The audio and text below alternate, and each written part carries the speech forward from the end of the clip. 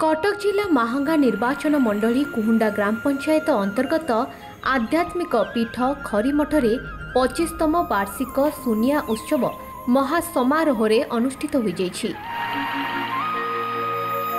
बनगुरिया एवं शंखपुर उभय ग्रामर सीमांत छतिया सालेपुर पूर्त सड़क पार्श्व अवस्थित श्री श्री शून्य महापुरुषों पीठ खरीमठ।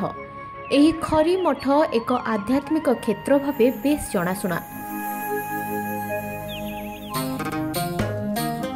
प्रतिवर्ष एही मठ प्रांगण में सुनिया महोत्सव पालन करा जाए। पूजक फकीर चरण पंडा तत्वावधान में एही पुण्यपीठ में पूजार्चना संपन्न करा जायतिला। भजन कीर्तन सांगकु हरिनाम संकीर्तन श्रद्धालु मानकु बेस आकर्षित करथिला।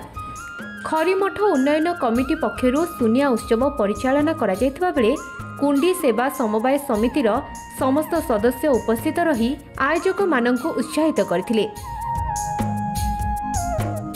एही अवसर में मां बागेश्वरी संकीर्तन मंडली पक्षरु बहु अभिज्ञ कलाकार आध्यात्मिक और सांस्कृतिक कार्यक्रम परिवेषण करथिले। कटकरू अभिजना रिपोर्ट free2speak.in।